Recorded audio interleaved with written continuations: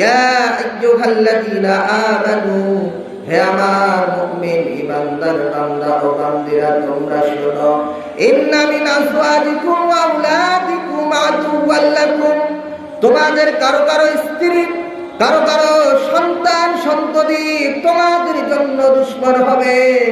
আমরা যারা পৃথিবীতে অবস্থান করছি, আমরা যারা পুরুষ মানুষ আছি, আল্লাহ রাব্বুল আলামিন আমাদেরকে জানিয়ে দিচ্ছেন, ও পৃথিবীর বান্দারা তোমরা শুনো, ঈমানদার ব্যক্তিবর্গ তোমরা শুনো, তোমাদের কারো কারো স্ত্রী, কারো কারো সন্তান সন্ততি তোমাদের জন্য দুশমন হবে।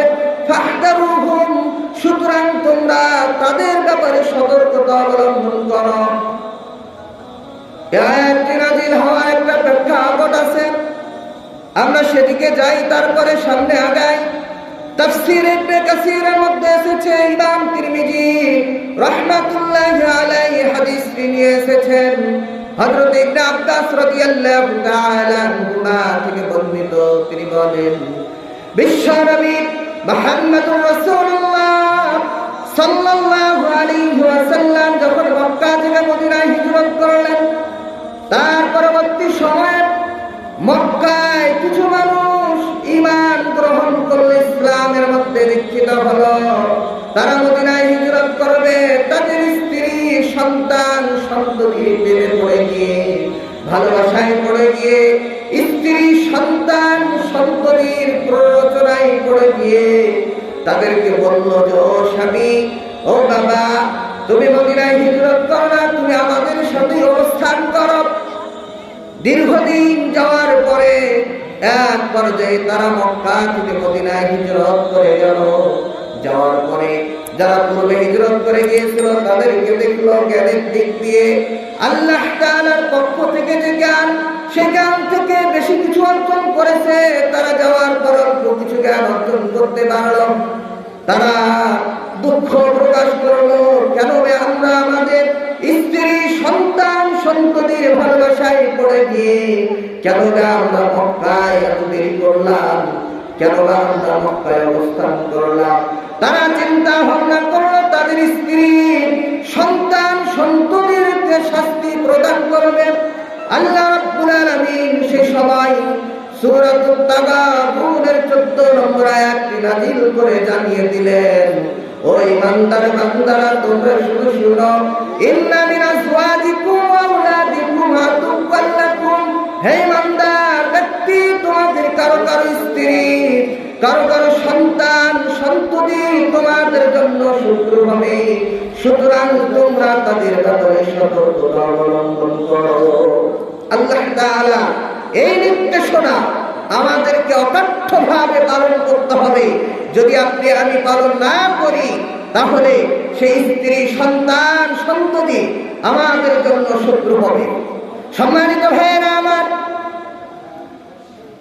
আল্লাহ রাব্বুল আলামিন সূরাতুল মুনাফিকুনের 9 নম্বর আয়াতে বলেন, ইয়া আইয়ুহাল্লাযীনা আমানু লা তুলহিকুম আমওয়ালুকুম ওয়ালা আওলাদুকুম আন যিকরিল্লাহ।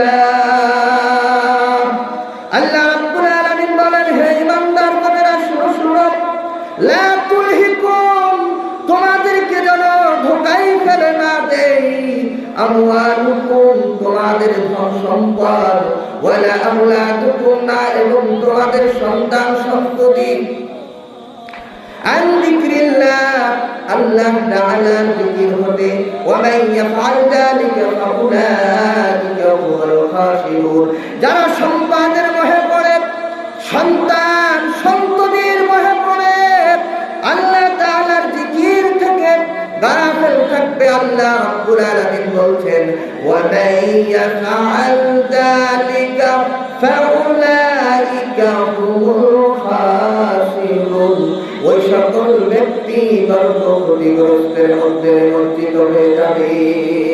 সম্মানিত ভাইয়েরা আমার, কে না স্ত্রীকে ভালোবাসে, কে না সন্তান সন্ততিকে ভালোবাসে।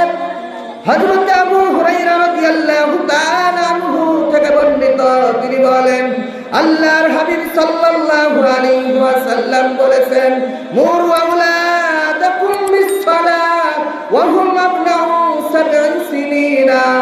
ও পৃথিবীর মানুষেরা, তোমাদের সন্তান সন্ততির বয়স যখন 7 বছর, তখন তোমরা তাদেরকে নামাজের নির্দেশনা দাও। ওয়াদরিবুহুম আলাইহা ওয়া হুম আবনাউ আশরা সিনিনা। আর যখন তাদের বয়স 10 বছর, যদি তারা নামাজ না পড়ে, তোমরা তাদেরকে মেরে ধরেও নামাজ পড়ো। তৃতীয় নির্দেশনা আল্লাহর হাবিব বলেন, ওয়াফাররিকু বাইনাহুম ফিল মাদাদি। আর তোমরা তাদের জন্য বিছানা পৃথক করে দাও। তৃতীয় বিষয়টা আমার আলোচনার মধ্যে ধর্তব্য না। প্রথম যে বিষয়টি আল্লাহর নবী বললেন, শুনো শুনো, তোমাদের সন্তান সন্ততির বয়স যদি 7 হয়, তাদেরকে নামাজের নির্দেশনা দাও।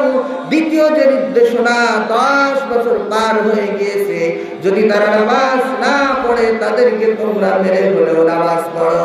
সম্মানিত ভাইয়েরা আমার, যারা অভিভাবক আছেন তারা একটু খেয়াল করি, আমরা আমাদের সন্তানগুলোকে কে বা বলি যাতে তাদের বয়স যখন 7 হয়, কখনো তো আমরা বলি না, বাবা তোমাকে আমি ভালোবাসি, জান প্রাণ দিয়ে ভালোবাসি, তোমার জন্য আমি কষ্টের পর কষ্ট সহ্য করি, তোমার জন্য আমি পুরাতন কাপড় ছিঁড়া কাপড় পরিধান করি, তোমাকে ঈদের সময় আমি নতুন জামা পরিধান করাই, তোমার জন্য আমি এত কষ্ট করি। শুনো শুনো বাবা, তোমার বয়স 7 হয়েছে, তুমি নামাজ পড়ো, 8 হয়েছে, তুমি নামাজ পড়ো, তুমি প্র্যাকটিস করো, 10 হয়ে গিয়েছে, তুমি আর বাসায় বসে থাকতে পারবে না, তোমাকে নামাজ পড়তেই হবে। যদি তুমি নামাজ না পড়ো, তোমাকে আমি মেরে হলেও নামাজ পড়াবে। সিদ্ধান্ত আমাদের অভিভাবকরা না নেওয়ার কারণে এই সন্তান সন্ততিগুলো আজ বিপদে পড়ে যাচ্ছে।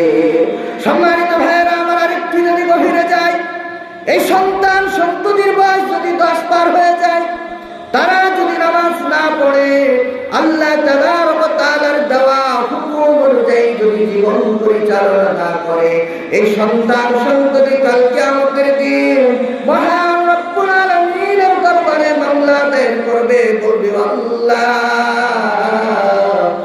আমার বাবা মা আমাকে জোর করে তোমার হুকুম পালন করা নাই। ও আল্লাহ, আমার বাবা মা নিজে নামাজ পড়েছে, ফজরের সময় নামাজে গিয়েছে, আমি তার যুবক ছেলে ছিলাম, আমাকে কখনোই আমার বাবা ডাকে নাই।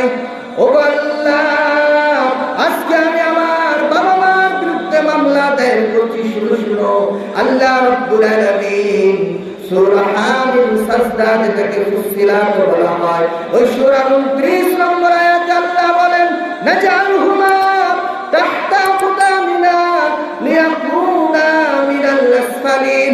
সেই দিনের সন্তানগুলো আল্লাহ তাআলাকে বলবে, আল্লাহ যেই বাবা মা আমাকে ডাকে নাই, নামাজ পড়ার নির্দেশনা দেয় নাই, তোমার হুকুম পালন করার নির্দেশনা দেয় নাই, আজকে তাদেরকে ডেকে আনো, আজকে আমাদের সামনে নিয়ে আসো, আজকে পায়ের নিচে ফেলে পদদলিত করে আমরা জাহান্নামে যাব।